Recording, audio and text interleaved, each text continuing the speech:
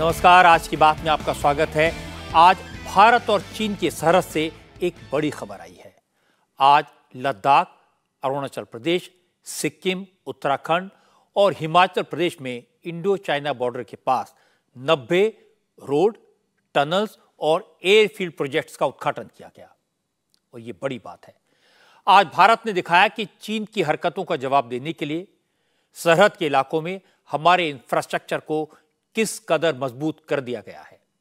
रक्षा मंत्री राजनाथ सिंह ने कहा कि इंडो चाइना बॉर्डर पर इंफ्रास्ट्रक्चर डेवलप करने का जितना काम पिछले 60 साल में नहीं हो पाया, उससे कई गुना काम नरेंद्र मोदी की सरकार ने सिर्फ 10 साल में कर दिया।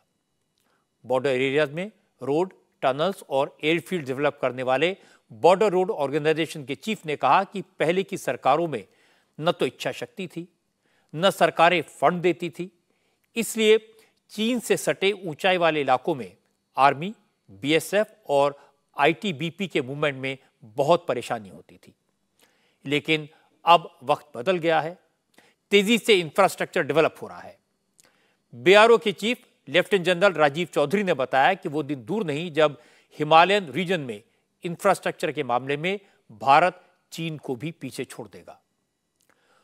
सड़कों के साथ साथ हमारी फोर्सेस के लिए दुनिया की सबसे ऊंची एयरफील्ड भी तैयार हो जाएगी। यह खबर इसलिए और महत्वपूर्ण हो जाती है क्योंकि कांग्रेस के नेता, खासतौर पर राहुल गांधी, रोज रोज इल्जाम लगाते हैं कि चीन ने हमारी सैकड़ों किलोमीटर जमीन पर कब्जा कर लिया है, हमारी फोर्सेस को पीछे हटना पड़ा क्योंकि सरकार चीन से डरती है। राहुल गांधी यह भी इल्जाम लगाते हैं कि चीन ने सरहद के बिल्कुल करीब सड़कों का जाल बिछा दिया है, टनल्स बना ली हैं, ब्रिजेस बना लिए हैं, जबकि हमारी सरकार इस इलाके में इंफ्रास्ट्रक्चर पर ध्यान नहीं दे रही। लेकिन आज बीआरओ के चीफ ने बताया कि इंडो चाइना बॉर्डर के आसपास कितनी तेजी से काम हुआ है। इस काम की कुछ डिटेल्स मेरे पास हैं। आज जिन 90 प्रोजेक्ट्स का उद्घाटन रक्षा मंत्री राजनाथ सिंह ने किया, उनमें सड़कें शामिल हैं, बॉर्डर एरिया में बनाए गए पुल हैं, पहाड़ी रास्तों को आसान बनाने वाले टनल्स हैं, हेलीकॉप्टर और एयरक्राफ्ट की लैंडिंग के लिए हेलीपैड और एयर स्ट्रिप शामिल हैं। सबसे ज्यादा प्रोजेक्ट लद्दाख में तैयार किए गए हैं। इनमें 8 सड़कें शामिल हैं जो बॉर्डर एरिया में सैनिक और हथियार पहुंचाने में मदद करेंगी। इसके अलावा लद्दाख में पहाड़ी रास्तों के गैप खत्म करने के लिए 17 ब्रिज बनाए गए हैं। इनमें से कई ब्रिज स्ट्रेटेजिक तौर पर इंपॉर्टेंट डारबुक शोक, दौलत बेग ओल्डी रोड है जो एलएसी की लाइफलाइन कही जाती है। इस रोड से आर्मी और एयरफोर्स भारत के सबसे northern army base Daulat Beg Oldi तक पहुंचती है। ये रोड हर मौसम में खुली रहे, ऑल वेदर रोड हो, इसके लिए इस पर नए पुल बनाए गए हैं। लद्दाख के ससोमा में एक हेलीपैड बनाया गया है। इस हेलीपैड के तैयार होने से एलएसी के करीब हेलीकॉप्टर से सामान और सैनिकों को कम वक्त में पहुंचाया जा सकेगा। लद्दाख के अलावा आज राजनाथ सिंह ने अरुणाचल प्रदेश के बॉर्डर एरिया में बने 35 प्रोजेक्ट्स का इनॉग्रेशन किया। इनमें सीमा तक पहुंचने के लिए अरुणाचल प्रदेश में बनाई गई 8 सड़कें और 27 ब्रिज शामिल हैं। अरुणाचल प्रदेश में निचुफू इलाका है, यहां बनाई गई एक टनल का उद्घाटन भी आज राजनाथ सिंह ने किया। बॉर्डर रोड ऑर्गेनाइजेशन ने बागडोगरा और बैरकपुर एयरपोर्ट्स पर नए रनवे बनाए हैं, आज उनका भी इनॉग्रेशन किया गया। 529 करोड़ की लागत से बनाए गए रनवे एयरफोर्स के फॉरवर्ड बेस को और मजबूती देंगे। रक्षा मंत्री ने आज बॉर्डर एरिया के लिए कई नए प्रोजेक्ट्स का शिलान्यास भी किया। राजनाथ सिंह ने बताया कि मोदी सरकार ने सत्ता में आने के बाद से सीमा पर इंफ्रास्ट्रक्चर डेवलपमेंट पर बहुत जोर दिया है। बीआरओ का बजट बढ़ाकर डबल कर दिया गया। साथियों, मुझे बताया गया है कि आज 90 प्रोजेक्ट्स का इनॉग्रेशन हो रहा है, जिसमें अनेक रोड्स, ब्रिजेज, रनवेज, हेलीपैड्स और टनल शामिल हैं। और मुझे ध्यान आता है कि एक समय था जब बीआरओ के द्वारा किसी प्रोजेक्ट की शुरुआत की जाती थी तो सबसे पहले उस प्रोजेक्ट को शुरू होने में ही काफी लंबा समय लग जाता था, और यदि सौभाग्य से प्रोजेक्ट प्रारंभ में शुरू भी हो गया तो उसमें ऐसी कागजी अड़चनें भी आती थी कि उन्हें खत्म होने में एक बहुत लंबा समय लग जाता था। यानी बीआरओ के प्रोजेक्ट्स का इनॉग्रेशन लंबे अंतराल के बाद हुआ करता था। लेकिन अब तो मुझे आए दिन यह सुनने को मिल जाता है कि बॉर्डर रोड ऑर्गेनाइजेशन ने फला जगह पर प्रोजेक्ट की शुरुआत कर दी है, तो वही फला जगह पर प्रोजेक्ट कंप्लीट भी कर लिया है। यह जानकारी बराबर मिलती है। प्रोजेक्ट्स का इतनी तेजी से पूरा होना आप सभी कर्मयोगियों की मेहनत, लगन और हमारी सरकार की मोदी जी के नेतृत्व में जो पॉलिटिकल कमिटमेंट है, एक राजनीतिक जो प्रतिबद्धता है, उसका परिणाम मैं मानता हूं। एक और बड़ी खबर यह है कि अब भारत लद्दाख में अपनी चौकसी मजबूत करने के लिए दुनिया की सबसे ऊंची एयर स्ट्रिप रीडेवलप करने जा रहा है। ये एयर स्ट्रिप लद्दाख के न्योमा में बनाई जा रही है। इस हवाई पट्टी पर काम शुरू हो गया है। न्योमा में एयर स्ट्रिप पहले भी थी, लेकिन 1962 के भारत चीन युद्ध के बाद इसका इस्तेमाल बंद कर दिया गया था। 2009 से एयरफोर्स यहां पर ट्रांसपोर्ट एयरक्राफ्ट उतारने लगी। 2020 में जब चीन के साथ टेंशन बढ़ी तो एयरफोर्स ने यहां C-130J ट्रांसपोर्टर प्लेन और हेलीकॉप्टर उतारे थे, ताकि LAC पर सैनिकों को और हथियारों को जल्दी से पहुंचाया जा सके। अब BRO इस हवाई पट्टी को रीडेवलप कर रही है। जब एयर स्ट्रिप तैयार हो जाएगी तो भारत अपने फाइटर जेट्स और कार्गो प्लेन यहां आसानी से उतार सकेगा। इमरजेंसी में यहां टैंक, तोपें और सैनिकों को कुछ ही घंटों में बॉर्डर तक ले जा सकेंगे। इसी तरह BRO को दुनिया की सबसे ऊंची टनल बनाने के प्रोजेक्ट को भी ग्रीन सिग्नल दे दिया गया है। यह टनल हिमाचल प्रदेश को लद्दाख से जोड़ेगी, जिससे हर मौसम में लद्दाख तक रसद और साजो सामान पहुंचाया जा सके। जो आज इस शुभ अवसर पर बॉर्डर रोड ऑर्गेनाइजेशन पूर्वी लद्दाख के न्योमा में एयरफील्ड पर भी काम शुरू करने जा रहा है और इसे लद्दाख में अग्रिम चौकियों पर तैनात सैनिकों के लिए स्टेजिंग ग्राउंड के रूप में विकसित किया जाएगा और यह दुनिया के सबसे ऊंचे हवाई क्षेत्रों में से एक होगा, जो हमारे सशस्त्र बलों के लिए एक गेम चेंजर जैसा होगा, ऐसी मेरी धारणा है। और मुझे पता चला है कि बॉर्डर रोड ऑर्गेनाइजेशन को हाल में ही शिंकुला सुरंग के निर्माण का भी यह काम सौंपा गया है, जो हिमाचल में लाहौल स्पीति को लद्दाख के जास्कर घाटी से यह जोड़ेगा। यह हिमाचल और लद्दाख के बीच ऑल वेदर कनेक्टिविटी प्रदान करेगा। और मुझे यह भी बताया गया है कि 15,855 फीट की ऊंचाई पर यह सुरंग स्थित है। दुनिया की सबसे ऊंची सुरंग होगी, जो बॉर्डर रोड ऑर्गेनाइजेशन द्वारा स्थापित एक और अनोखा यह नया रिकॉर्ड बनेगा, ऐसा मेरा विश्वास है। ऐसे अनेक प्रोजेक्ट्स हैं जिन पर काम करते हुए बॉर्डर रोड ऑर्गेनाइजेशन ने न सिर्फ नए रिकॉर्ड्स बना रहा है, बल्कि सीमावर्ती इलाकों में इंफ्रास्ट्रक्चर का भी डेवलपमेंट कर रहा है और राष्ट्र की सुरक्षा में अपना महत्वपूर्ण योगदान भी दे रहा है।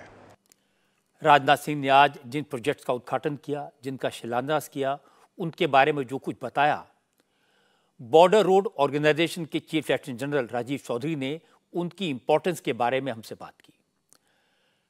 हमारे डिफेंस एडिटर मनीष प्रसाद के साथ बात करते हुए लेफ्टिनेंट जनरल राजीव चौधरी ने बताया कि न्योमा में नई एयर स्ट्रिप 2025 तक बनकर तैयार होगी, जिसके बाद न्योमा एयरफोर्स के फाइटर प्लेन्स के बेस का काम करेगा। न्योमा के प्रोजेक्ट की अगुवाई BRO की महिला ऑफिसर्स की एक टीम करेगी। न्योमा का जो एयरफील्ड है वो हमारा सबसे ऊंचा लड़ाकू विमान का एयर बेस होगा वर्ल्ड में जब ये कंप्लीट होगा। और ये जैसे आपको ज्ञात है कि ये 46 किलोमीटर है एक LAC से, तो ये हमारी सिक्योरिटी फोर्सेस को, खासकर एयर फोर्स को बहुत ज़्यादा स्ट्रैटेजिक एक्सटेंशन देगा एडवर्सरी के अगेंस्ट, और जिससे हमारे हर तरह के लड़ाकू विमान भी और ट्रांसपोर्ट एयरक्राफ्ट भी इससे ऑपरेट कर पाएंगे।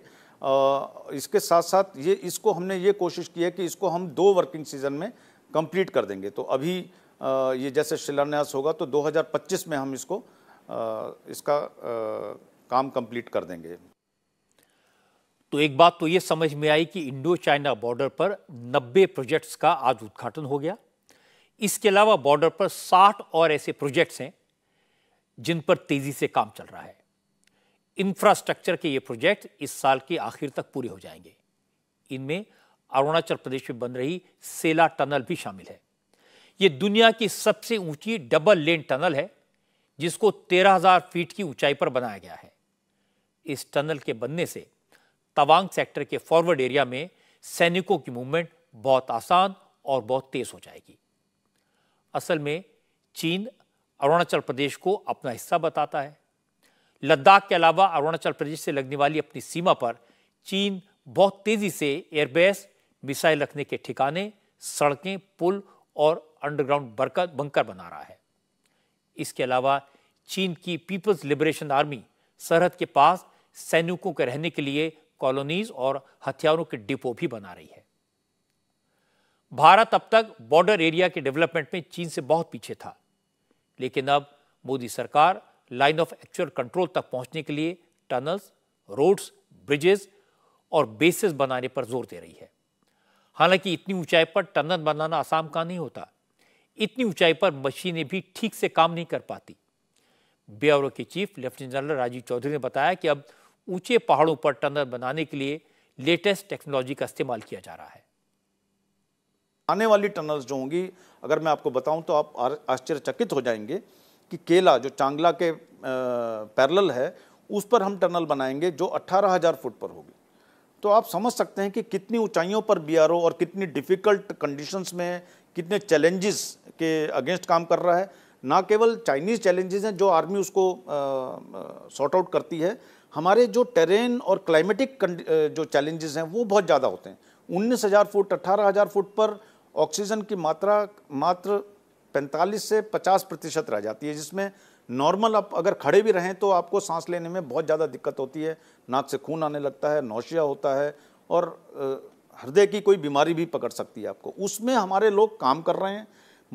जब मशीनें भी इतनी ऊंचाइयों पर काम करती हैं तो उनकी जो एफिशिएंसी है वो भी घटकर 50% रह जाती है, क्योंकि oxygen is required for the combustion also. So इस तरह के चैलेंजेस के अगेंस्ट आज बीआरओ दिन रात रत है अपने काम में, और भारत का जो झंडा है सबसे ऊंची जगह पर फहराया जाता है हमेशा, उमलिंगला पर 19,024 फुट पर, और अगले 2 सालों में ये 19,400 फुट पर मिगला पर फहराया जाएगा। विपक्ष आरोप लगाता है कि चाइना पर सरकार कुछ नहीं कर रही है, बॉर्डर पर कोई तैयारी नहीं की जा रही है, लेकिन आज बीआरओ ने जो बताया वो चौंकाने वाला था। 4 साल के भीतर बॉर्डर रोड ऑर्गेनाइजेशन का बजट डबल से भी ज्यादा हो गया है। इसका ट्रिगर पॉइंट गलवान वैली में पीएलए और इंडियन आर्मी के बीच खूनी संघर्ष था। उसके बाद से मोदी सरकार ने बॉर्डर एरिया में इंफ्रास्ट्रक्चर को तेजी से डेवलप करने पर फोकस किया। बीआरओ के chief lieutenant general Rajiv Chaudhary ने बताया कि आजादी के बाद के 60 साल में बीआरओ ने केवल 2 टनल बनाई थी, लेकिन पिछले 3 साल में बॉर्डर एरिया में 4 टनल्स का काम पूरा हो चुका है, 10 टनल पर काम चल रहा है और फॉरवर्ड लोकेशन पर 60 टनल और बनाने का प्लान तैयार है। मैं आपको एक छोटा सा फिगर बताता हूं कि पिछले 60 सालों में 2020 तक बीआरओ ने केवल 2 टनल बनाई थी। उसके पिछले 3 सालों में 2020 से 23 में 4 टनल बनी हैं, और आज हम 10 टनल्स पे काम कर रहे हैं जो अगले साल तक ख़त्म हो जाएंगी, और 7 टनल्स पे हम बहुत लेटेस्ट स्टेज में प्लानिंग कर रहे हैं जो बहुत ऊंचाइयों पे बनाई जाएंगी। अभी 15 फरवरी को इसी वर्ष भारत सरकार ने शिंकुला टनल की घोषणा की है, जो जंस्कार को लाहौल स्पीति से जोड़ेगी, और ये 16,700 फुट का जो दर्रा है शिंकुला, उस पर बनेगी। ये संसार की, जब ये बन जाएगी, संसार की सबसे ऊंची टनल होगी। 15,855 फुट पर आज संसार की सबसे ऊंची टनल 15,500 फुट पर मीला टनल है चाइना में, उसका भी हम रिकॉर्ड तोड़ेंगे। और जो आपको मैंने बताया कि जो न्योमा में एयरफील्ड बन रहा है, ये फाइटर एयर बेस, सबसे ऊंचा फाइटर एयर बेस होगा। सबसे ऊंची सड़क का हमने अपने ही रिकॉर्ड को तोड़ते हुए नया निर्माण शुरू किया है। 2 एयरफील्ड्स बनाए हैं, उनका अपग्रेडेशन हुआ है बागडोगरा और बैरकपुर में। तो इस तरह की बहुत बड़ी बड़ी हमारे मेगा प्रोजेक्ट्स, सेला टनल अभी अगले महीने में शायद इसका उद्घाटन होगा और देश को समर्पण होगा, जो संसार की सबसे ऊंची लंबी 13,000 फुट के ऊपर बाईलेन टनल होगी। और इसके बाद लेफ्टिनेंट जनरल राजीव चौधरी ने इंडो चाइना बॉर्डर को लेकर सबसे बड़ी बात बताई। पहले तो उन्होंने माना कि बॉर्डर एरिया के डेवलपमेंट में अभी चीन भारत से काफी आगे है। उसने एलएसी पर कई एयर स्ट्रिप बना लिए हैं, फॉरवर्ड बेस तैयार कर लिए हैं। लेकिन लेफ्टिनेंट जनरल चौधरी ने कहा कि अगले 2-3 साल में भारत इंफ्रास्ट्रक्चर के मामले में चीन को पीछे छोड़ देगा। नहीं, हम चीन से बहुत आगे होने वाले हैं बहुत जल्दी। और हमने, क्योंकि चीन का जो इंफ्रास्ट्रक्चर पुश था वो बहुत पहले से उसका डिसीजन लिया गया, और हमारे देश में इसके ऊपर जो प्रेजेंट गवर्नमेंट है उसने ज़्यादा तवज्जो दी, और पिछले 8-9 सालों में इस पे हमने ज़्यादा ध्यान दिया। उससे पहले जो है सड़कों और इंफ्रास्ट्रक्चर के ऊपर ज़्यादा हमारी फोकस नहीं था कि DSGBO रोड बिल्कुल LAC से लगती हुई आगे तक 265 किलोमीटर लंबी ये सड़क बनाई बॉर्डर रोड्स ने पिछले 2 साल पहले। और अब CDFD रोड जैसे आपको ज्ञात है कि CDFD रोड LAC से कम 10 से 12 किलोमीटर अंदर चलती है, और कई जगह पे ये 1.5 से 2-2.5 किलोमीटर में भी है। तो आगे की जितनी भी पोस्ट हैं ऑल अलोंग ईस्टर्न लद्दाख, हमने उसको सड़कों से जोड़ा है। आगे आने वाले समय में अगर इसी तरह से सपोर्ट चलती रही तो हम चीन को बहुत पीछे छोड़ देंगे। लेफ्टिनेंट जनरल चौधरी ने दावा किया कि बॉर्डर एरिया पर जो काम चल रहा है उसके आधार पर बहुत जल्द हम चीन को पीछे छोड़ देंगे। उन्होंने बताया कि सरकार की नीति कैसे बदली है, सरकार इस पर कितना जोर दे रही है, कितना पैसा खर्च कर रही है। लेकिन आप जानते हैं कि विपक्षी दल बार बार कहते हैं कि चीन हमारी सीमा में घुस आया है, हमारे इलाके पर कब्जा कर लिया है, हम कुछ नहीं कर रहे हैं, हाथ पर हाथ रख कर बैठे हैं। और इन सबके सबसे बड़े चैंपियन है राहुल गांधी, जो बार बार यही बात दोहराते हैं। राहुल गांधी की बात जरा एक बार सुन लीजिए। The shepherds of Pangong Lake, the leaders of Pangong Lake, and the common people who live around Pangong Lake. And they categorically told me that the Chinese have taken Indian land. They categorically told me that the Prime Minister is lying about the fact that the Chinese have not taken Indian land. And every single person in Ladakh knows that the people of India and the people of Ladakh have been betrayed by the government of India. There is clearly an accommodation that has happened between the government and the Chinese. There is clearly a change on the borders. Our shepherds themselves told us that they are not being allowed into the areas where they were allowed. So this is known to everybody. अब सवाल है, क्या वाकई में चीन लद्दाख में भारत के इलाके में घुस आया है? क्या वाकई में चीन ने भारत की हजारों किलोमीटर जगह पर कब्जा कर लिया है? इसका जवाब दिया लद्दाख के लेफ्टिनेंट गवर्नर BD मिश्रा ने। रिटायर्ड ब्रिगेडियर BD मिश्रा ने कहा कि वो खुद फॉरवर्ड इलाकों में गए हैं, उन्होंने अपनी आंखों से देखा है, और सच है कि देश की 1 इंच जमीन पर भी किसी का कब्जा नहीं है। उन्होंने कहा कि राहुल गांधी सफेद झूठ बोल रहे हैं। मैं किसी के बयान पर तो कुछ नहीं कहूंगा, लेकिन मैं आपको सच्चाई जरूर बताना चाहूंगा, क्योंकि जमीनी हकीकत को मैंने खुद देखा है। भारत की 1 इंच जमीन भी ऐसी नहीं है जिस पर चीन ने कब्जा किया है। 1962 में क्या हुआ मैं उसमें नहीं जाना चाहता, लेकिन हमारी सेना पूरी तरह मुस्तैद है और हम भारत की सीमा की आखिरी इंच तक काबिज हैं। सच्ची बात तो यह है कि हमारे सैन्य बल किसी भी स्थिति का सामना करने के लिए पूरी तरह तैयार हैं, और भगवान न करे किसी ने हमारी सीमा में घुसने की गुस्ताखी की तो उसको इसकी भारी कीमत चुकानी पड़ेगी। मुझे लगता है हमें रिटायर्ड ब्रिगेडियर मिश्रा की बात पर यकीन करना चाहिए कि चीन ने भारत की 1 इंच जमीन पर भी कब्जा नहीं किया। बड़ी बात है कि मुकाबला करने के लिए हम क्या कर रहे हैं। भारत ने चीन की सीमा पर जो इंफ्रास्ट्रक्चर डेवलप किया है, जिसकी डिटेल मैंने आपको बताई, इसकी बहुत जरूरत थी।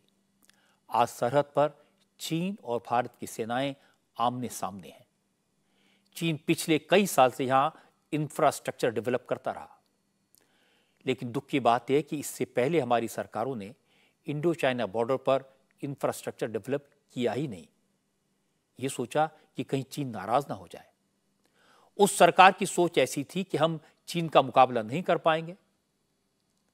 और ये कोई सुनी सुनाई बात नहीं है। डॉक्टर मनमोहन सिंह की सरकार में रक्षा मंत्री रहे ए.के. एंटनी ने यह बात पार्लियामेंट में फ्लोर ऑफ द हाउस पर कही थी। 6 सितंबर 2013 को कही थी। ए.के. एंटनी ने लोकसभा में कहा था, सीमा पर इंफ्रास्ट्रक्चर डेवलपमेंट के मामले में चीन हमसे बहुत आगे निकल गया है, हम उसका मुकाबला नहीं कर सकते। उस समय की सरकार ने बॉर्डर के आसपास रोड, टनल्स और एयरफील्ड बनाई नहीं, क्योंकि उनकी पॉलिसी यह थी कि non developed border is more secure than developed border. यानी अगर हमने बॉर्डर को डेवलप कर दिया तो हमारे लिए और खतरनाक हो जाएगा, चीन जल्दी आ जाएगा। यही वजह थी कि चीन हमको आंख दिखाता रहा। लेकिन कहना पड़ेगा कि प्रधानमंत्री नरेंद्र मोदी ने इस नीति को पूरी तरह बदल दिया। डिफेंसिव होने के बजाय एग्रेसिव पॉलिसी बनाई, चीन को उसी की भाषा में जवाब दिया और अब हमारी फोर्सेस हर मौसम में चीन से मुकाबले को तैयार हैं। आज जिस लेवल पर सड़कों, पुलों, टनल्स और एयर स्ट्रिप्स का उद्घाटन हुआ वो एक बड़ी बात है। अब हमारे सैनिकों को टैंक और तोपों को सरहद तक पहुंचाने में देर नहीं लगेगी। आगे जो डेवलपमेंट हो रहा है वो और भी कमाल करेगा। और दावा तो यह है कि 2-3 साल में हम चीन से आगे निकल जाएंगे। लेकिन राहुल गांधी को न ये सब दिखाई देता है न सुनाई देता है, क्योंकि उनकी जिद है, उन्हें तो हर हाल में नरेंद्र मोदी का विरोध करना है। भले ही उसके लिए चीन का सपोर्ट क्यों ना करना पड़े, भले यूरोप में जाकर ये क्यों ना कहना पड़े कि चीन के पास विजन है और भारत के पास नहीं है। खैर, सच्चाई कुछ भी हो, विरोधी दलों के नेताओं का आजकल एक ही लक्ष्य है, एंटी मोदी मोर्चा बनाना, नरेंद्र मोदी को नीचा दिखाना, मोदी का विरोध करना। और इसका एक और एग्जाम्पल आज मिला। आज विरोधी दलों ने इल्जाम लगाया, कहा कि नरेंद्र मोदी दुनिया के बड़े बड़े देशों को खुश करने के लिए देश का नुकसान कर रहे हैं, देश के किसानों को मुसीबत में डाल रहे हैं। उन्होंने दावा किया कि अमेरिकी प्रेसिडेंट को खुश करने के लिए मोदी ने G20 समिट से पहले अमेरिका से इंपोर्ट होने वाले एप्पल पर ड्यूटी 20% घटा दी। इससे अमेरिका में जो एप्पल ग्रोअर हैं उनको तो फायदा होगा, लेकिन हमारे यहाँ जम्मू कश्मीर, हिमाचल और उत्तराखंड के किसानों की मुसीबत बढ़ जाएगी, उन्हें नुकसान होगा। सेब की खेती करने वालों को हानि होगी, उनकी फसल का दाम गिर जाएगा। आज प्रियंका गांधी, महबूबा मुफ्ती और फारूक अब्दुल्ला ने यह मसला उठाया। प्रियंका आज हिमाचल के दौरे पर थी। हिमाचल में भारी बारिश और लैंडस्लाइड से हुए नुकसान का जायजा लेने पहुंची थी। हिमाचल में प्रियंका बाढ़ प्रभावित लोगों से मिली, केंद्र सरकार से हिमाचल सरकार की मदद की गुहार लगाई। और इसके बाद प्रियंका ने कहा, उन्हें इस बात का दुख है कि नेचुरल डिजास्टर्स की वजह से हिमाचल के लोग पहले ही परेशान हैं। अब मोदी सरकार ने अमेरिका से इंपोर्ट होने वाले एप्पल पर ड्यूटी कम कर दी है, जिससे हिमाचल के सेब के किसानों की मुसीबतें बढ़ जाएगी। प्रियंका ने कहा कि हमारे किसानों को सेब का दाम पहले ही कम मिल रहा है, इंपोर्ट ड्यूटी कम होने के बाद अब अमेरिका का एप्पल मार्केट में आएगा, इसलिए हमारे किसानों की फसल या तो बिकेगी नहीं या फिर किसानों को इसका सही रेट नहीं मिलेगा। प्रियंका गांधी ने कहा, उन्हें इस बात पर हैरानी है कि नरेंद्र मोदी को वोट भारत के किसानों ने दिया और मोदी को चिंता है अमेरिका के किसानों की। कि अमेरिका से जो सेब आ रहे हैं उन पे जो टैक्स है वो 35% से शायद 15% घटा दिए, तो इसका मतलब है कि उनका जो आयात है वो आसान हो जाएगा और वो आसानी से बिकेंगे। और दूसरा उल्टा इस तरफ शिमला में जो सेब की पेटियां हैं उनको खरीदने का दाम जो कुछ बड़े बड़े उद्योगपति हैं उन्होंने कम कर दिया है। तो यहाँ जब नुकसान है और यहाँ के जो सेब के किसान हैं वो जब पीड़ित हैं तो उनकी मदद करनी चाहिए या अमेरिका के किसानों की? तो ये सीधी सी बात है, उनको यहाँ पे मदद करनी चाहिए और इस समय ऐसा नहीं करना चाहिए। इस समय जो सही दाम है वह मिलना चाहिए सबको। इस मुद्दे पर फारूक अब्दुल्ला भी बोले। जम्मू कश्मीर के फॉर्मर चीफ मिनिस्टर हैं। डॉक्टर अब्दुल्ला ने कहा कि G20 को कामयाब बनाने के लिए मोदी ने अमेरिका के आगे घुटने टेक दिए, कश्मीर और हिमाचल के किसानों का नुकसान कर दिया। G20 में जो कंसेशन दिए गए, ये नहीं देखा गया कि हमारी इकोनॉमी पे उसका असर क्या पड़ेगा। सिर्फ जम्मू कश्मीर की रियासत ही नहीं, हिमाचल, उत्तराखंड, इन सब पे इसका असर पड़ेगा। हम लोग सेब प्रोड्यूस करते हैं, मेजर इकोनॉमी हमारी वो है। और वॉलनट्स भी पहले भी इनने ये किया था, अमेरिका से आते थे। आज इनने फिर से ये कंसेशन अमेरिका को दिया है। इसका मतलब ये है कि अमेरिका को खुश करने के लिए वो यहाँ के ग्रोवर्स को मारना चाहते हैं। मैं आपकी वसासत से गवर्नमेंट ऑफ इंडिया से गुजारिश करूँगा, वो कदम मत उठाइए जिससे कि पहले जो यहाँ गुर्बत है वो और बढ़ जाए और लोग एक और मुसीबत में फंस जाएं। यहाँ हम कई सालों से मुसीबत में फंसे हुए हैं और ये और एक वार उनके ऊपर है। महबूबा मुफ्ती ने भी लगभग यही बात कही। महबूबा ने कहा कि दुनिया में सबसे अच्छा सेब कश्मीर का होता है, फिर सरकार को अमेरिका से सेब मंगाने की जरूरत क्यों पड़ गई? सरकार ने अमेरिकी सेब और अखरोट पर इंपोर्ट ड्यूटी कम करके कश्मीर और हिमाचल के सेब उगाने वालों पर छुरी चला दी है। यहाँ तो कोई कमी नहीं है, हिमाचल से सेब आता है, हमारे यहाँ से सेब जाता है और सबसे दुनिया का सबसे अच्छा सेब कश्मीर के सेब को माना जाता है। तो उसके बावजूद भी बाहर से सेब लाना क्यों? तो कहीं ना कहीं मैंने कहा ना, ये जो make in India, made in India मजाक है। आपको मालूम होगा जो अमेरिका में है वहाँ वो सब्सिडी देते हैं लोगों को, पेस्टिसाइड्स में सब्सिडी देते हैं, जो फर्टिलाइज़र है उसमें सब्सिडी देती है, इसलिए उनका जो लागत, जो खर्चा सेब पे है या बादाम पे है या अखरोट पे, वो कम है हमारे मुकाबले में। हमारे यहाँ तो आपको पता है पेस्टिसाइड कितने महंगे हैं, फर्टिलाइज़र कितना महंगा, हमारा जो फ्रूट तैयार होता है वो कितना महंगा, उसके बाद ट्रांसपोर्टेशन के खर्चे। तो ऐसे में इस किस्म का ये जो 35% से लेके 15% इम्पोर्ट ड्यूटी करना अमेरिका के सेब पे, मैं समझती हूँ ये सीधे इन्होंने जम्मू कश्मीर के लोगों पे, फ्रूट ग्रोअर्स के गले पे इन्होंने सीधे छुरी चलाई है। क्योंकि ये मसला किसानों से जुड़ा है, इसलिए सरकार ने विपक्ष के आरोपों का जवाब देने में देर नहीं लगाई। कॉमर्स मिनिस्टर पीयूष गोयल ने बताया कि अमेरिकी आइटम्स ऑफ ड्यूटी कम नहीं की गई है, सिर्फ बढ़ी हुई ड्यूटी को वापस लिया गया है। अमेरिका ने भी भारत के प्रोडक्ट्स पर ड्यूटी घटाई है, इसलिए भारत सरकार भी अमेरिकी आइटम्स और बढ़े हुए टैरिफ को पुराने लेवल पर वापस लाई है। पीयूष गोयल ने कहा, इस फैसले से कश्मीर और हिमाचल के किसानों को कोई नुकसान नहीं होगा। विरोधी दलों के नेता झूठ बोलकर किसानों को गुमराह कर रहे हैं।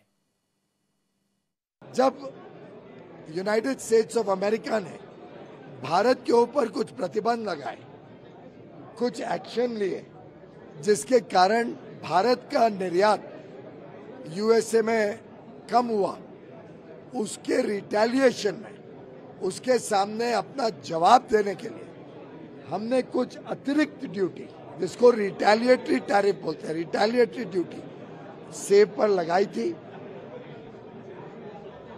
ये बड़ा एक कठोर कदम था। पहले भारत इस टाइप के कदम लेने से कतराता था, पर मोदी जी की सरकार ने ऐसा एक कठोर कदम लेके भारत के निर्यात को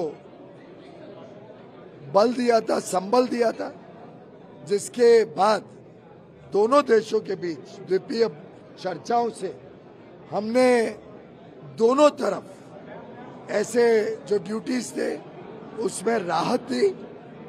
उन्होंने भारत के निर्यात पे जो अधिकतम ड्यूटी लगाई थी उसमें हमें राहत दी, और हमने जो अधिकतम ड्यूटी लगाई थी उसमें राहत दी, जिसमें सेब या अखरोट वगैरह भी है।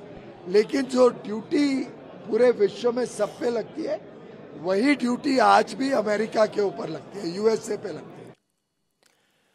विरोधी दलों की बात सही है कि भारत सरकार ने अमेरिका से इंपोर्ट होने वाले अखरोट, सेब और बादाम जैसे कुछ आइटम्स पर ड्यूटी कम की है, लेकिन यह सिर्फ आधा सच है। पूरा सच मैं आपको बताता हूं। पहली बात तो यह कि ड्यूटी कम करने के फैसले का G20 समिट से कोई लेना देना नहीं है। इंपोर्ट ड्यूटी कम करने पर दोनों देशों के बीच सहमति जून में नरेंद्र मोदी के अमेरिका दौरे के वक्त बनी थी। इस फैसले को लागू 5 सितंबर से किया गया। दूसरी बात, इंपोर्ट ड्यूटी सिर्फ भारत ने कम नहीं की है, अमेरिका ने भी कम की है। असल में ये झगड़ा 2019 में शुरू हुआ था, जब डोनाल्ड ट्रंप अमेरिका के प्रेसिडेंट थे। उस वक्त अमेरिका ने भारत से स्टील और एल्युमिनियम इंपोर्ट करने पर टैक्स बढ़ा दिया था। इसके जवाब में भारत ने भी अमेरिका से इंपोर्ट होने वाले 28 प्रोडक्ट्स पर टैरिफ बढ़ा दिया। बाद में यह मामला WTO में पहुंचा। 3 साल तक दोनों देशों के बीच बातचीत चलती रही।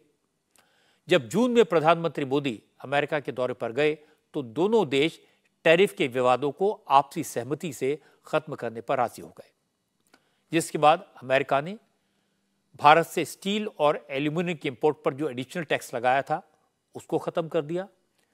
और इसके बाद जवाब में भारत ने भी अमेरिका के 8 एग्रीकल्चर प्रोडक्ट्स पर लगाया गया एडिशनल टैरिफ वापस ले लिया। इनमें चना, मसूर, सेब, अखरोट और बादाम शामिल हैं। हालांकि इनके ऊपर लगने वाला 50% का टैरिफ पहले की तरह लागू रहेगा। 5 सितंबर को फाइनेंस मिनिस्ट्री ने इसके बारे में नोटिफिकेशन जारी किया था और सारी बात सुनने के बाद यह लगा कि ट्रेड के मामले में इस तरह के दांवपेच कोई नई बात नहीं है। असली बात है कि सरकार यह इंश्योर कर रही है कि कश्मीर और हिमाचल में एप्पल उगाने वालों को कोई नुकसान नहीं होगा। अब सरकार ने अपना स्टैंड क्लियर कर दिया, विरोधी दलों के आरोपों का जवाब दे दिया, लेकिन डीएमके के नेता सनातन को लेकर रोज रोज जो बयान दे रहे हैं उसका कांग्रेस और दूसरे विरोधी दलों के पास कोई जवाब नहीं है। आज डीएमके के नेता और तमिलनाडु के हायर एजुकेशन मिनिस्टर के पोनमुडी ने कह दिया कि इंडिया अलायंस का लक्ष्य सनातन का समूल नाश करना है। उन्होंने कहा कि इंडिया अलायंस सनातन धर्म को खत्म करने के इरादे से ही बना है। अब तक तो Congress, NCP, Trinamool Congress, Samajwadi party, JDU और आरजेडी जैसी पार्टियों के नेता कह रहे थे कि उदयनिधि स्टालिन और ए राजा के सनातन के खिलाफ बयान उनकी निजी राय है, ये डीएमके का स्टैंड है और विरोधी दलों के अलायंस का इससे कोई लेना देना नहीं है। लेकिन आज तमिलनाडु के शिक्षा मंत्री ने कहा सनातन का मुद्दा सिर्फ डीएमके का मुद्दा नहीं है। जो डीएमके का स्टैंड है वही विरोधी दलों के गठबंधन अलायंस का स्टैंड है और इंडिया अलायंस का गठन ही सनातन के खिलाफ हुआ है। के पोनमुडी ने यह बात बंद कमरे में नहीं कही, हजारों लोगों के सामने पब्लिक मीटिंग में कही। के पोनमुडी ने कहा इंडिया अलायंस में जितनी भी पार्टियां शामिल हैं उनकी विचारधारा भले ही अलग हो, लेकिन सनातन के विरोध को लेकर सभी विपक्षी पार्टियां, सभी विरोधी दल एक मत हैं, सबकी राय एक है, इसको लेकर आपस में कोई मतभेद नहीं है।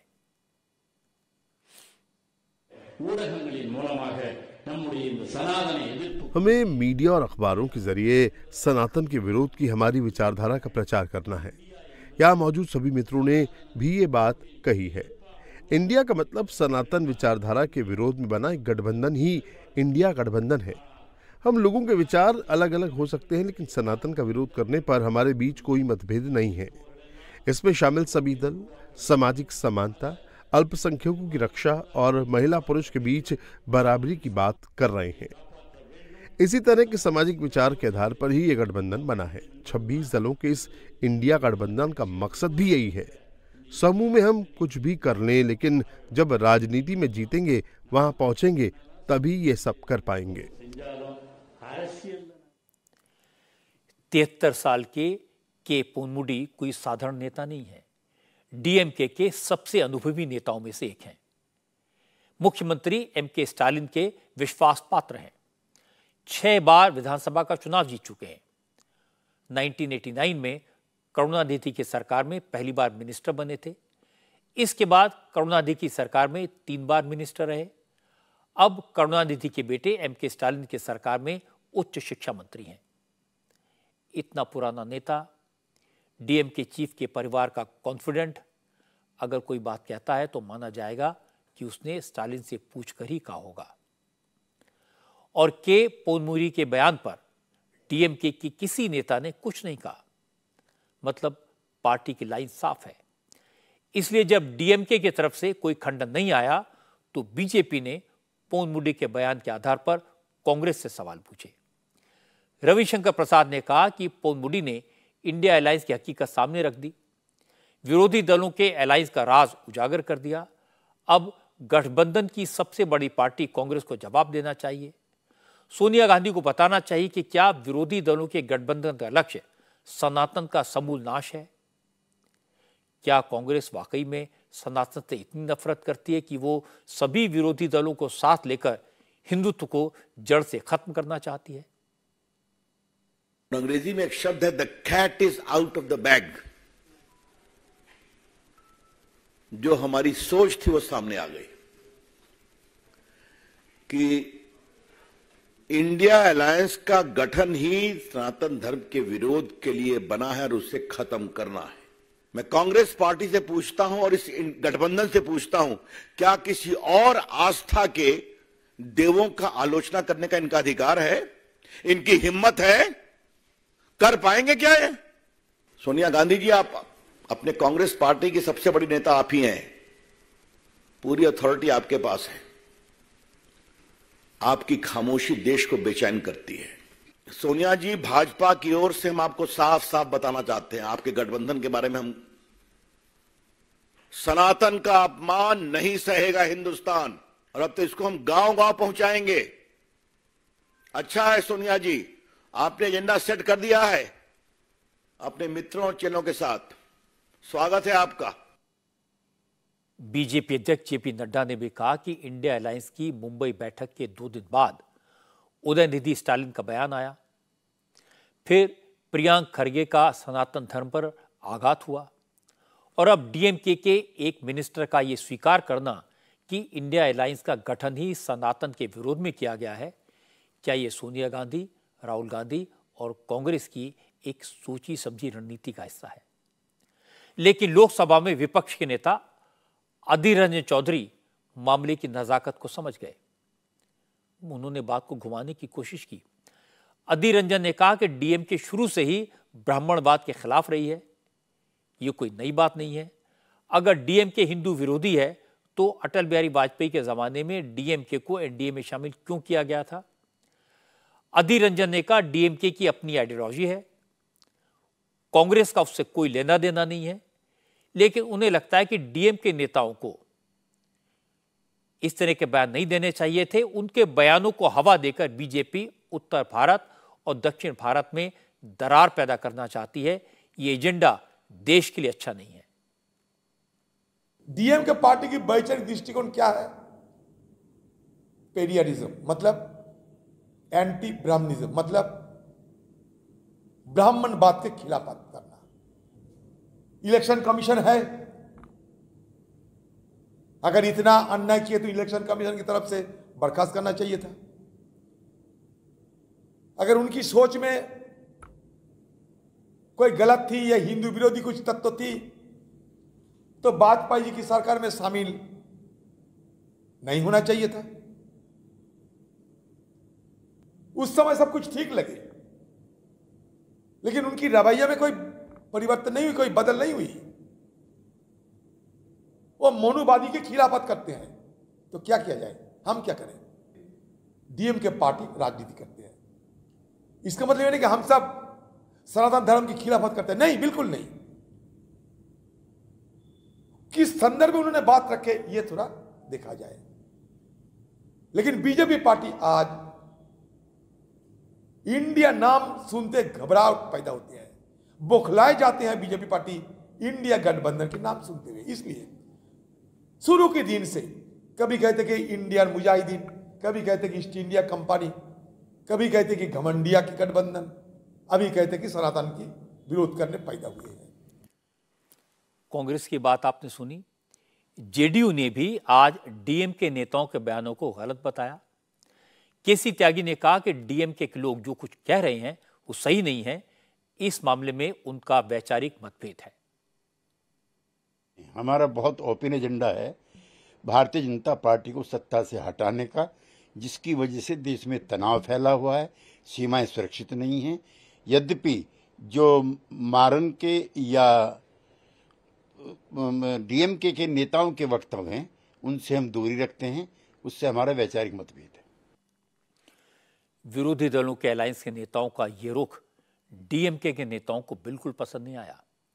डीएमके के लीडर टीकेएस एलांगोवन ने कहा, सनातन को लेकर इतनी बातें हो रही हैं, लेकिन कोई ये नहीं बता रहा कि सनातन में सबको बराबरी का दर्जा क्यों नहीं दिया गया।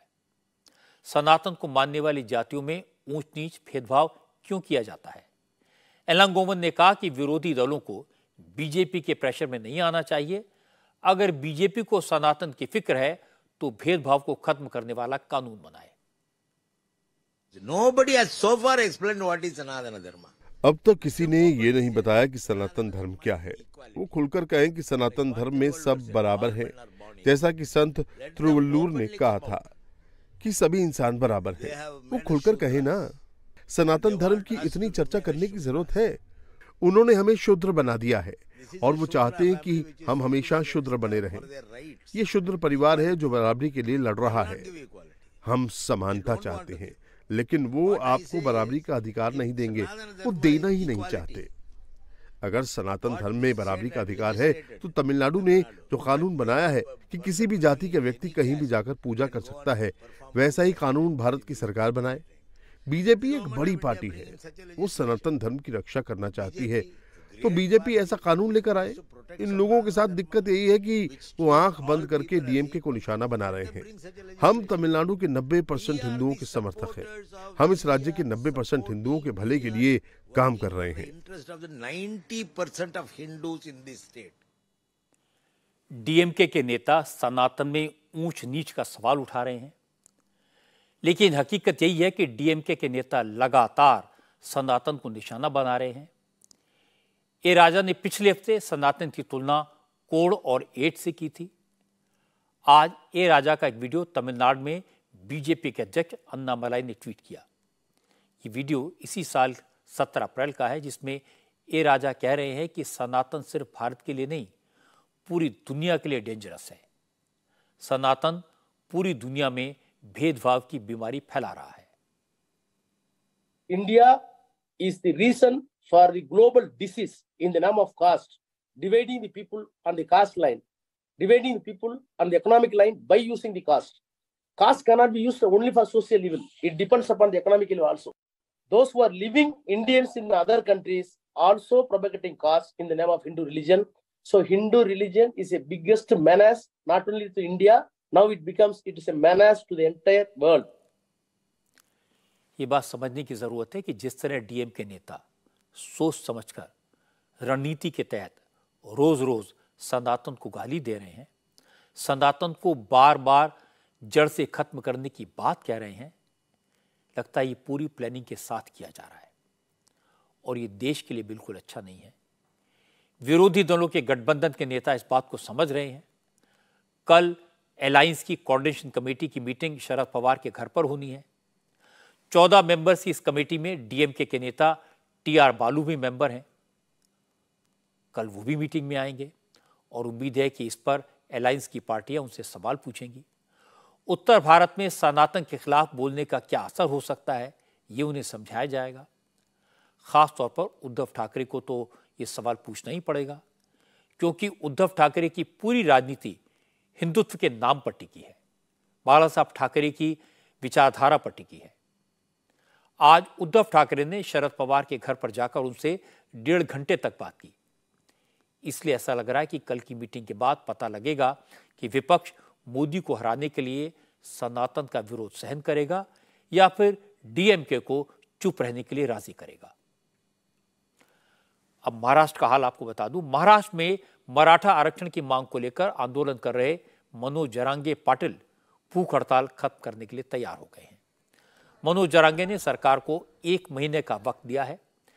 कल ही सरकार ने मराठा आरक्षण के मुद्दे पर सभी दलों की राय लेने के लिए ऑल पार्टी मीटिंग बुलाई थी। मीटिंग के बाद सरकार की तरफ से कहा गया, सभी दलों की राय है कि सरकार जल्दी ही मराठा आरक्षण पर पॉजिटिव फैसला करे, ऐसा फैसला करे जो सुप्रीम कोर्ट में टिक सके। सरकार की कोशिश से अनशन पर बैठे मनोज जरांगे भी संतुष्ट हैं। आज कहा गया कि वो अपना अनशन तोड़ेंगे, लेकिन आंदोलन खत्म नहीं करेंगे, वो धरने पर बैठे रहेंगे। अगर सरकार 1 महीने में मराठा आरक्षण लागू नहीं करती तो वो फिर से भूख हड़ताल पर चले जाएंगे। मनोज जरांगे ने 12 अक्टूबर को एक रैली की कॉल दी है, जिसमें महाराष्ट्र के सभी मराठों से शामिल होने की अपील की है। 1 महीने की मोहलत मैंने दी है, अब सरकार को फैसला लेना है। सुनो, 1 महीने का समय सरकार के पास है। आप लोगों के सामने बोल रहा हूँ। मैंने अपनी 5 मांगे उनके सामने रख दी हैं। सरकार को पता है आपको समाधान के लिए 1 महीना चाहिए था, तो दिया। 1 महीने में निर्णय नहीं लिया तो फिर नहीं रुकेंगे। मेरी पहली मांग है कि सरकार कुणबी जाति प्रमाण पत्र का GR लाए। ये अगर सरकार लिख कर देती है तो भूख हड़ताल अभी खत्म करता हूँ। अगर 30 दिन में निर्णय नहीं लिया गया तो फिर से आमरण अनशन पर बैठ जाऊंगा।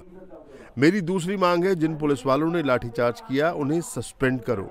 तीसरी मांग, आरक्षण को लेकर सरकार जब भी मीटिंग करे तो उसमें शिवाजी महाराज के दोनों वंशज उदयनराजे और संभाजी राजे होने चाहिए।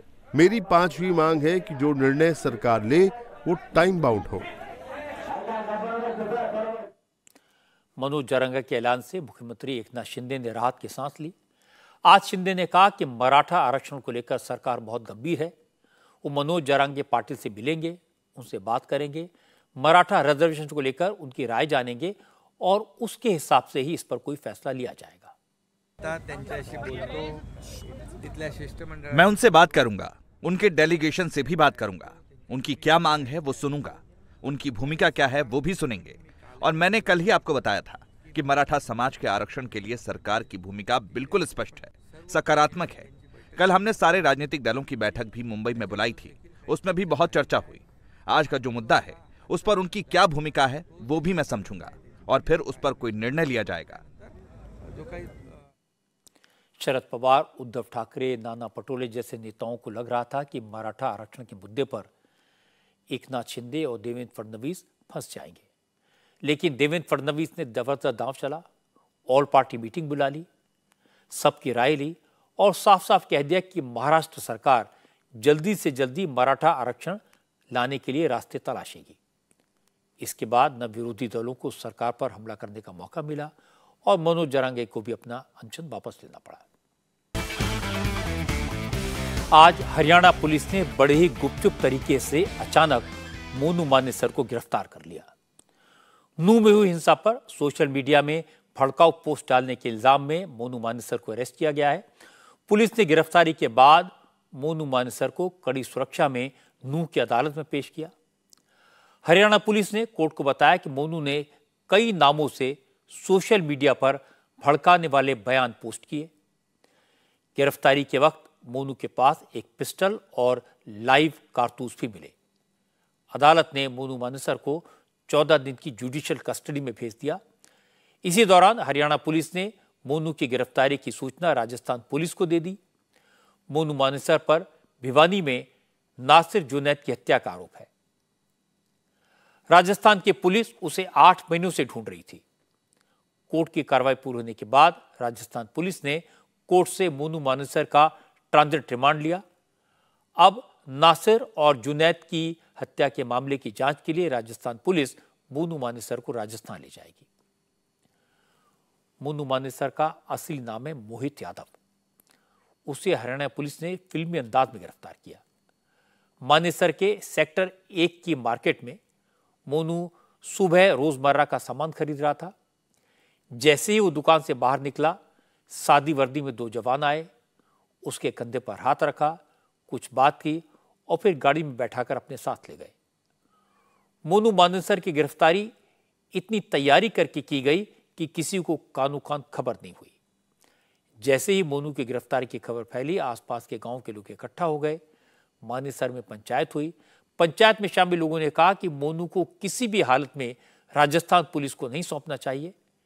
पंचायत में फैसला लिया गया कि मोनू की रिहाई के लिए स्थानीय लोग कानूनी लड़ाई लड़ेंगे, लेकिन अगर इस दौरान मोनू मानेसर के साथ कोई ज्यादती होती है तो फिर गौरक्षक दल के लोग सड़कों पर उतरेंगे। मोनू मानेसर को नाजायज तौर पर गिरफ्तार किया गया है और इस तरह का कांड होना नहीं चाहिए था। आज फैसले यही हुए हैं कि भाई पहले तो ये कार्रवाई की जाए, मोनू मानेसर की वहाँ पर जाकर कानूनी कार्रवाई की जाए। उसके बाद अपने नुमाइंदों से भी मिलेंगे जो हमारे सरकार के नुमाइंदे हैं, हमारे एरिए के उनसे भी मिलेंगे, बाकी और भी आगे तक मिलेंगे। अगर हमारे साथ फिर भी अन्याय हुआ तो महापंचायत करेंगे, उसके बाद फैसला लेंगे। कानूनी कार्रवाई हम आगे की लड़ेंगे, परंतु किसी तरह की कोई मोनू के साथ नाजायज हरकत नहीं होनी चाहिए। अगर नाजायज हरकत हुई तो हम बगावत दूसरी तरह भी करेंगे। असदुद्दीन ओवैसी ने नासिर और जुनैद की हत्या के केस में मोनू मानेसर का नाम इतनी बार लिया और इस अंदाज से लिया कि हर कोई मोनू मानेसर का नाम जान गया। लेकिन इंटरेस्टिंग बात यह है कि राजस्थान के डीजीपी ने नासिर और जुनैद के केस में मोनू मानेसर को आरोपी नहीं माना था। डीजीपी ने कहा था कि नासिर और जुनैद की हत्या में जो आरोपी है वो कोई दूसरा मोनू है। इसीलिए आज जब राजस्थान पुलिस मोनू मानेसर को रिमांड पर लेने के लिए गई तो विरोध और बढ़ गया और अब इस मुद्दे पर विवाद और बढ़ सकता है। अब चलते चलते मैं आपको राजस्थान से आया एक इंटरेस्टिंग वीडियो दिखाता हूं। हुआ यह कि भोपाल से जयपुर जा रहे एक हेलीकॉप्टर को खराब मौसम की वजह से इमरजेंसी लैंडिंग करनी पड़ी। पायलट ने हेलीकॉप्टर को राजस्थान में पाली जिले के एक खेत में लैंड कराया। खेत में हेलीकॉप्टर को देखने की भीड़ जुट गई। पुलिस को खबर मिली तो पाली थाने के एसएचओ भी अपनी टीम के साथ मौके पर पहुंच गए, लेकिन उन्होंने रिपोर्टिंग की। एसएचओ साहब ने एक पुलिस वाले को अपना फोन दिया, कैमरा ऑन कराया और खुद पूरी घटना की लाइव रिपोर्टिंग करने लगे। किसी प्रकार की यहाँ पे कैजुअलिटी नहीं हुई है, लेकिन इसका जो पायलट है, इस हेलीकॉप्टर का पायलट है, खिड़कियां खोलिए भाई। ये नहीं पायलट होगा। अरे मेरे भाई, ये हेलीकॉप्टर के जो पायलट है इनसे मैं वार्ता करके बताता हूँ आपको। क्या नाम है आपका? इधर ये हेलीकॉप्टर के पायलट है।